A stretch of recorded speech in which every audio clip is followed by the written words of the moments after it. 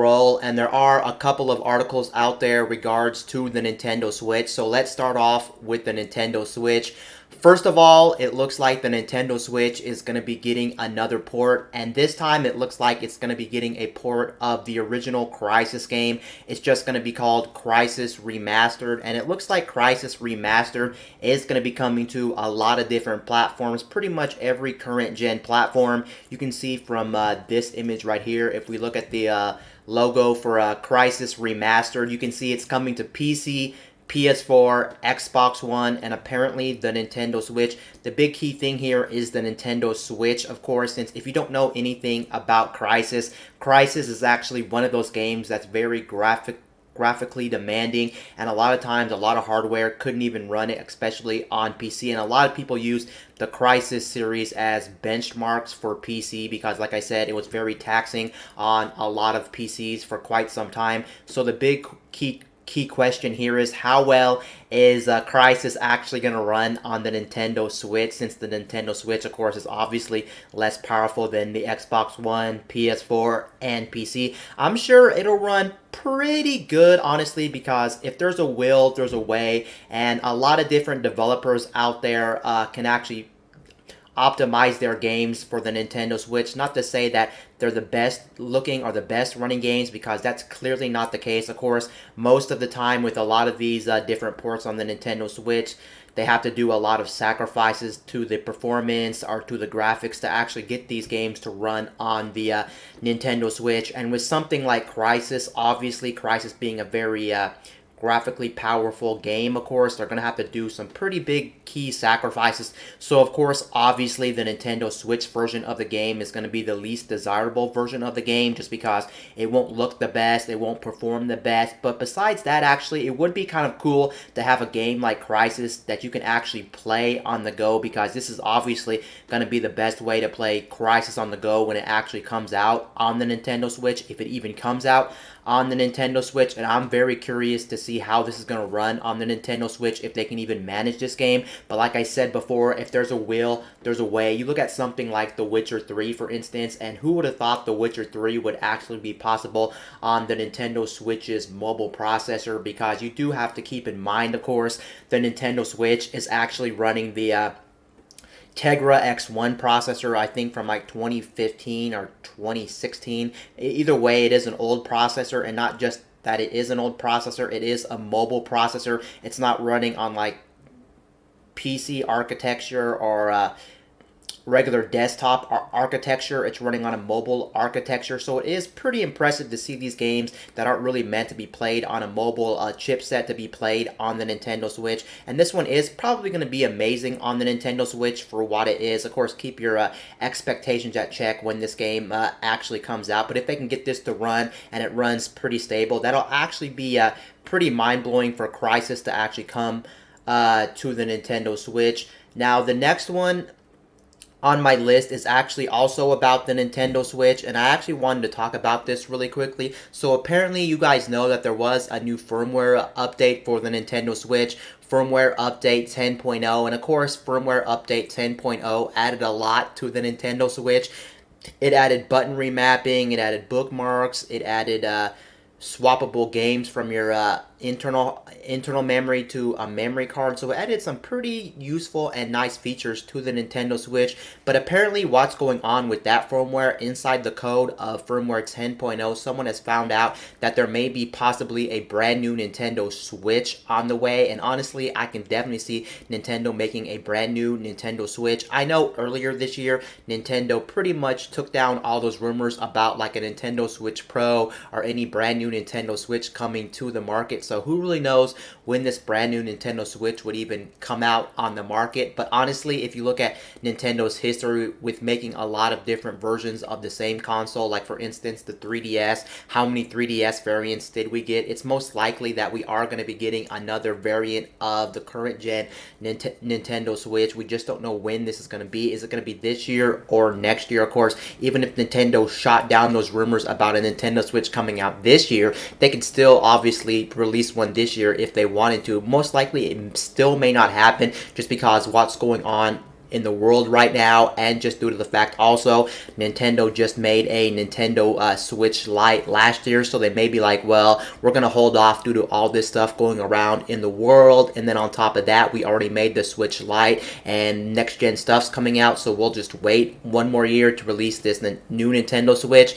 Now, inside of the code of the Nintendo Switch Update 10.0, nobody really fully knows what type of Nintendo Switch that we would be getting. Would it be a Pro? What would they be adding to this thing? There are some really interesting things about this 10.0 update. If you look on the internet and you look inside the code of the brand new update, you will notice one thing that's kind of actually weird. It looks like there is some code inside of there that kind of hints to a new Nintendo Switch actually having some type of dual screen functionality, and that really does kind of puzzle me because we already have a device that's a single screen device, and it would be kind of weird to have a Nintendo Switch that would kind of mimic something like the Wii U gamepad or maybe the 3DS or DS line. I just don't see Nintendo doing that, since that we've had that for quite some time now. And what type of Switch would we actually get besides the dual screen functionality? Would we get something like a Switch that would not switch, of course, just like the Nintendo Switch Lite? The Nintendo Switch Lite is a Switch that's only a handheld console only,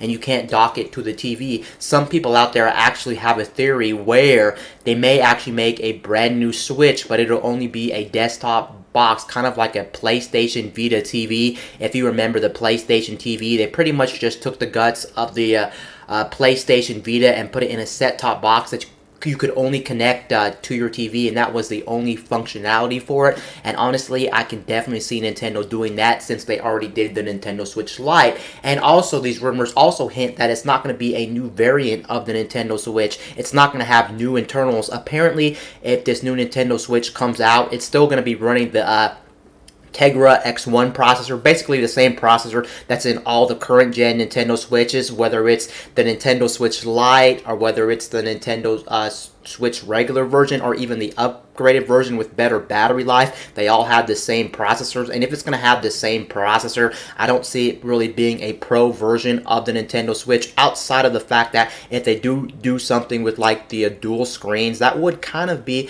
a different version of the Nintendo Switch. But more so, I really do think Nintendo, like some people out there, are going to make a system that just won't be able to switch, and it'll be dockable only, that you only play on the TV. And then for that dual screen setup, I can see maybe Nintendo actually giving you like a gamepad-esque thing, but honestly, I don't see that either. So it's just going to be very interesting to see the direction of this brand new Nintendo Switch. I think this Nintendo Switch will get some kind of different version. It just won't be an upgraded version of the current gen Nintendo Switch. I think it'll be, like I said, the one that docks to a TV, and then we'll get some features. I think there'll be something new about it. Obviously, it just won't be better version of the original Nintendo Switch, since Nintendo kind of already did that in a way with this Nintendo Switch revision with better battery life that came out last year, which was a different SKU. There was also rumors floating around last year that one company wanted to use better screens on the Nintendo Switch, and if that's the case, they could use it on this upcoming Nintendo Switch model that's currently being rumored and being leaked in code and things like that. Overall, it's just very interesting, but overall, most likely a new Nintendo Switch, of course, is actually going to be on the way. I highly don't see why Nintendo wouldn't do that. It just makes sense from a business standpoint, and Nintendo's known to make a lot of variations of their current gen hardware. And then this other article is also about the Nintendo Switch, and this one is actually a pretty interesting article. It's nothing news. It's nothing that's really about the Nintendo Switch, like news about the Switch, but it's just something that somebody did with a Nintendo Switch. So basically right now, if you know the whole epidemic going on in the world, it's becoming harder and harder to actually buy a brand new Nintendo Switch, and Nintendo Switches are pretty much out of stock everywhere, and who knows when the stocks of Nintendo Switches will actually come back in stock, of course. So basically what this one person did, he took a whole bunch of used parts from other Nintendo Switches and actually built his own Nintendo Switch. And here's the picture right here of this actual Nintendo Switch that some guy actually built just because he was desperate to actually get a Nintendo Switch. You can see from all these parts right here, he is building the a regular Nintendo Switch, and I do have to give this guy props because most people out there probably are either A, too scared to do this, or they don't know all the parts of the Nintendo Switch, or it's just too complicated, and a lot of people are just like lazy to actually do this. So it is pretty cool that he decided to actually build his own Nintendo Switch. And you can see at the bottom of the screen, you can see in the bottom of the screen, he did manage to actually build his own Nintendo Switch. It does look a little funky with the green transparent Joy-Cons. I guess that is actually kind of cool, but it is more impressive that he actually got this Nintendo Switch up and running completely with all these scrap parts that he actually got. It must be kind of hard. If you know what you're doing with like soldering and you tinkered around with devices, then it may not actually be all too hard. It looks like also there was about 20 or so parts to this actual build, and I think somewhere else on the internet, Reddit or somewhere, he actually lists all the parts for this Nintendo Switch if you want to try to build your own Nintendo Switch with scrap parts on the internet. Of course, the best place to go would be eBay and looking for parts for a Nintendo Switch. What you need to do, of course, is buy some Nintendo Switches that are broken and try to see what is actually broken on the Switch. Like maybe someone's getting rid of a Nintendo Switch that has like a bad screen, and then you can use the rest of the parts to make another Nintendo Switch. And then you could buy a Nintendo Switch that doesn't have dock functionality, but the screen works, and you can just swap parts in and out. But again, for most people, I'm pretty sure you're not going to want to be up to the task to actually do this. It looks like also he did actually build his own Joy-Cons from scratch as well. He took all the parts and put them into shells, and one of the hardest things, without a doubt, with the Nintendo Switch hardware, of course, is actually going to be those Joy-Cons. Those Joy-Cons are just something that are so hard to actually assemble because they have a lot of springs and they have a lot of small parts. I actually know quite a few people who actually have broken their Nintendo Switch's Joy-Cons trying to just change the shell out because it is one of the hardest parts in the Switch. But it looks like also with all these parts that are currently laying out on the table, it honestly doesn't look like it would be that hard of a job to actually get a Nintendo Switch up and working if you really wanted to. And I think there may be a video on this as well, but overall it is very interesting that this guy was so desperate he decided to make his own Nintendo Switch with all these used parts from other Nintendo Switches, which is still got to be kind of hard, especially if you don't know what you're doing. But most likely this guy has some experience with technology, experience with gaming hardware, the Nintendo Switch, and he managed to do this, so props for him. So technically, even though the Nintendo Switch is out of stock, you can try to find a used one, or you can do what this guy did and actually build your own Nintendo Switch. Now, the next article on my list is actually not really bizarre, but it is kind of interesting, of course. So you remember last year, Apple made their brand new Apple Mac Pro, I do believe, the one that's actually like a desktop computer that sits under a desk. It is a big desktop tower for computers, and I think that started at like $5,000. That was a very expensive computer, but apparently for what you were getting a pretty good computer out of Apple when it actually comes to this brand new computer they were selling, the Apple Mac Pro that came out I think last year in December, and it is still one of the computers that they sell obviously. But it looks like you guys may remember also when they actually unveiled this, they revealed it with a Pro XDR display, I do believe, and alongside that display they said, hey, listen guys, you can actually buy this display with a stand, and this stand is going to cost you $1,000. And then I remember when they announced that, everybody was talking about it. Everybody was making jokes about it because why would a stand for a monitor or a display be $1,000? $1,000 is just absolutely nutty and absolutely insane for a monitor, but I mean for a display stand. But I guess that's Apple for you, trying to gouge markup stuff and try to make a joke out of it. Let's be honest though, people bought that stand because they pretty much had no choice and they wanted it to match their display, and it worked with the display, so of course people went out and bought it. But it was still the joke of the town that display stand was separate for $1,000. But it looks like they finally released how much the wheels and the stand is going to be for the actual Mac Pro. You can see right here, Apple starts selling Mac Pro wheels for $6.99 and feet for $2.99, which of course this is actually hilarious again, just because it is very expensive for what you're buying. Four or five little feet that would actually attach to your Mac Pro if you have the right configuration. Apparently, you do need the right configuration when you buy the Mac Pro to actually utilize these. But if you can utilize these wheels, and you can spend up to $699 just for these tiny little wheels, which is actually funny because that's the price of like a brand new like laptop in a lot of cases, or for instance maybe you could buy something basically for $6.99 that's actually way more worth it than these little wheels that you just roll your Mac Pro around. But it's just funny that they're actually selling these wheels and these feet for $2.99. They're really price gouging in my opinion, and I think a lot of people are going to agree. Some of these accessories like the stand, and now these wheels, and now the feet for $2.99 are actually very expensive for what you're actually getting. And I actually think it's actually very funny. Obviously, or honestly, probably these are going to be very premium products when you get these, and these shouldn't break down. But of course, if I'm spending something like $6.99 or $2.99, they better not break down on me. That's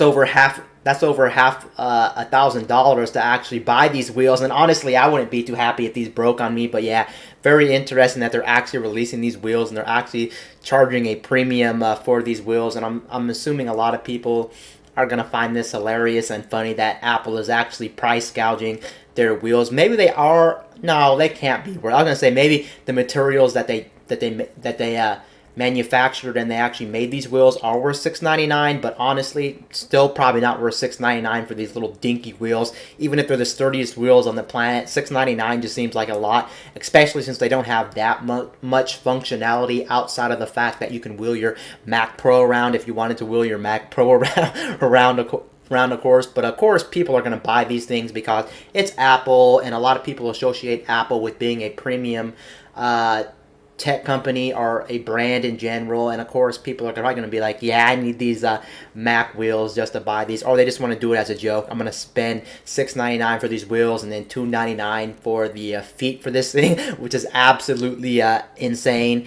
Now let's actually move over to more gaming news. I actually have more gaming news here, and this gaming news is actually about the brand new TurboGrafx 16 Mini. I know we haven't talked about a Mini here on my YouTube channel in quite some time because there really hasn't been too much news about any of these classic or mini consoles, but now we do have a brand new TurboGrafx 16 Mini. It looks like it's finally getting into people's hands, and I've already talked about this last year when they first announced the TurboGrafx 16 Mini, and I am a person, believe it or not, that's actually pretty familiar with the TurboGrafx 16. So if you don't know anything about the TurboGrafx 16, the TurboGrafx 16 actually has two different names. In America, it's called the TurboGrafx 16, but in Japan, I think it's called the PC Engine, so you can call it two different names, and some people just call it the PC Engine for whatever the case may be. So PC Engine or TurboGrafx 16, depending on where you live in the world. And this console actually looks like a very good console for what you're actually paying for this console. I can't remember what this console is actually going for. It looks like there's no pricing here, but I want to say it's like $50, $60, $70, $80, or maybe it was $100. But either way, for what you're paying for, honestly, I do think it is a very good console. And here's the console right here if you never actually seen it. The TurboGrafx 16 Mini. It's going to include 57 games. Now, I know a lot of people out there never actually grew up with the TurboGrafx or is even familiar with the TurboGrafx. I won't say it's like a niche console, but it's not a popular console. It's something that I personally know about, but I know a lot of people don't know about the TurboGrafx 16, and I'm actually very familiar with a lot of these different games. Fun factor, if you don't know anything about this console is a console that's actually known for a lot of shooting games like shoot 'em ups. If you like things like Galaga, Radeon and things like that. You can see right here they're showcasing a lot of shoot 'em ups because, like I said before, this console was really known for a lot of shoot 'em ups. So if you're a big shoot 'em up fan, then this is pretty much like a must-own console. And I do know for a factor, I think one or two of these games that are on this plug and play console are actually games that if you were to try to buy in real life for an original TC16, they would be extremely expensive games. So it is nice they are putting some of those games on here. Some of these games are hit or miss. Like for instance, this Moto Raider game. Going back to this Moto Raider game really quickly, that game in particular is honestly not a very good game. I actually know for a factor this game doesn't have the best of controls. The controls in this game are kind of clunky. Now, Power Golf is actually a very fun golf game. The main reason why I like Power Golf is not really the gameplay, really, but I really do like the soundtrack of Power Golf. It's actually a kind of generic game, actually, but go ahead and listen to the soundtrack. I love the soundtrack of Power Golf because when I first heard Power Golf and played Power Golf, I was like, damn, I was kind of blown away by the soundtrack of Power Golf. And then some of the standout games on here are going to be, let me see some other games on here. Space Warrior, let me see Space Warrior. Oh, that's another shooting game. I'm trying to remember what's a good game on here. Oh, Bonk's Revenge is actually a very good game if you never played Bonk's Revenge. Which I am pretty familiar with Bonk's Revenge. What I will say is, if you like 2D platformers, Bonk's games were actually very good for 2D platformers. But just keep in mind with these Bonk's games are games that are just kind of slow games, and not everybody will like them because they're not as fast as something like Mario or other 2D platformers. They are a little bit more slower. They're not clunky. They feel fine to play, but just keep in mind Bonk is a little bit more chunkier. He's a little bit more heavier. Fun fact, if you don't know anything about this console specifically, Bonk was actually the mascot of this system, and they made like 3 or 4 games in the Bonk series. They even branched out to things like the original Game Boy with the Bonk series, and yeah, I just love me some Bonks. Bonks is definitely a very fun game. Air Zonk is a spin-off also of Bonk, and it's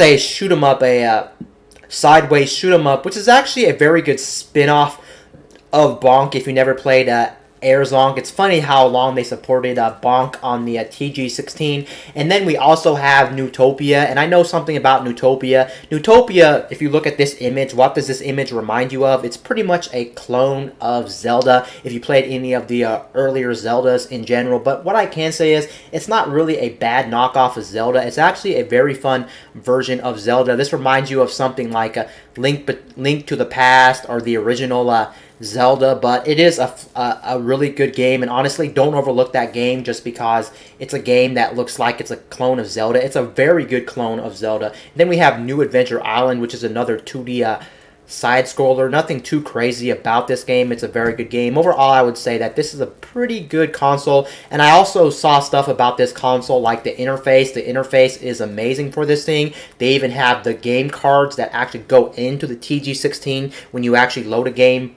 from the actual menu. Also, they have some disc-based games because the TG16 did get a CD-based system where it had CDs, not just the cards that were for the 16, and it actually has animations for CD loading with actual sounds and actual CD. Overall, they really went to some pretty good work actually to actually make this system, and I did overlook the price of this. The price of this is $100, but I honestly still think that you will find some fun with this console. The only thing with this console is it's not for everybody, since this TG16 wasn't as popular as like Sega's back in the day, or Nintendo obviously, or even PlayStation, but it's still something to look at, and it's still a pretty good thing. And just note, this is made by Konami. I know Konami didn't make the original TC16, but I think they had a lot of licensed games on the 16. I think that's why they made this, but overall it's a pretty good plug and play system. And here's all the games. You can look more about this,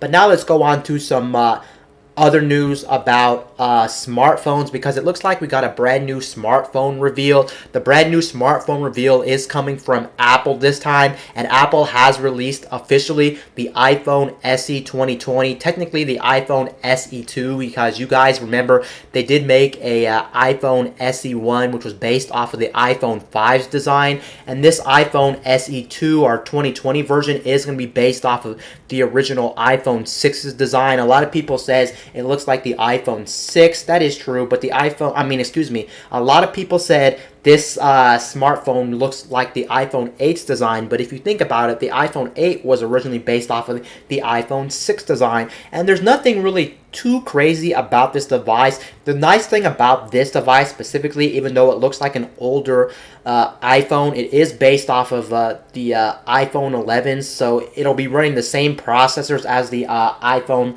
11s, which is nice. I don't remember what the processor is on the iPhone 11. I think the A13, I want to say, but either way, it is running off of that processor, which is actually very nice. Yes, the A13 Bionics, which is the same one in the current gen iPhone 11s, are their flagships right now. And the nice thing about this is going to be a budget model, of course, and it is going to be very cheap when you actually want to buy this thing. It's only going to start at $399. This one is really more tailored towards people who either A, don't want to spend a lot of money and they still want a premium smartphone, or specifically people who want a very small device, because right now as we speak, smartphones are so big that you really don't have too many options for a very compact phone. And I know there's still a market for people who want really small compact devices, and this one is for people who really want small compact devices. And overall it looks like a very good phone. It's just pretty much an updated iPhone 8 or an iPhone 6 with brand new specs inside of it. Keep in mind, you're not going to be getting the crazy cameras on the iPhone 11 or even some of the older ones like the XS. You're not going to be getting 2 cameras or 3 cameras. It's going to be only 1 camera, just kind of like what they did with the iPhone XR, I think from 1 or 2 years ago. That one only had 1 camera system. Overall, this looks like a very good phone, and for $399 for what you're getting, I'm going to say that it is a go, and it is worth buying if you want to save money, or if you just want a really small phone. You will be getting pretty much the same performance as you would be getting in something like the iPhone 11s, but without the price there, because those start around $1,000, and even the iPhone 11, not the higher end models, are still pretty expensive. They're like $800 or $900 or $700, so those ones are pretty expensive. And overall, it is very good, and nothing that we haven't already seen is different in this phone. It's going to have, like I said, the same design as the iPhone 6. It's going to have Touch ID. It's going to have a 4.7-inch screen. It's still going to have those big chunky bezels, but of course, they have to give you a reason to not want to buy this phone as well by actually giving you those big chunky bezels. Could they have made this more of like a updated like iPhone 10 design? Of course, they could have gave you something like the iPhone 10 design, but they really didn't want to give you something like the iPhone 10 design because they want to save those for their more premium smartphones. And of course, this is just a phone that they just wanted to throw out there. And overall, it's a very good phone, and it's actually finally time that we got an updated iPhone SE, and I'm actually really glad as well, I guess, that they didn't decide to go with the iPhone 5's design. The iPhone 5's design is not bad, but I'm glad they decided to go with the much more modern iPhone 8's design. At first, I was kind of like, I kind of missed the iPhone 5's design, because looking back, one of my favorite designs for an iPhone was actually the iPhone 5. I love that body design. I just thought it was one of the perfect phones. But now, actually looking back now, compared at least to the iPhone 6 design, I really don't like the more boxy design of the iPhone 5. I actually like this design more better, those rounded corners. I just like the way it feels in the hand. Overall, I just like this design. And I didn't really, also looking back at the iPhone 5, if I remember, it had those big like antenna lines on the back overall, and it had like different colors for like the antennas and things like that. I'm just a bigger fan of the iPhone 6's design because I think it's just more cleaner. It just looks overall better. It looks more modern in my opinion. I know some people are already over the iPhone iPhone 6's design, because we've had the iPhone 6 design for practically ever. But again, phone's not for everybody, and it's really for only two demographics. Again, for people who want to save money, want a budget phone that's still going to be extremely good, or for people who specifically want a smaller screen phone. And overall, that's pretty good, and there's some trailers and there's some more images of it, but nothing too crazy about this actual phone. And it looks like that's going to be it for this episode and today's video. Anyway, guys, this is Wayne from My Tech News, signing out.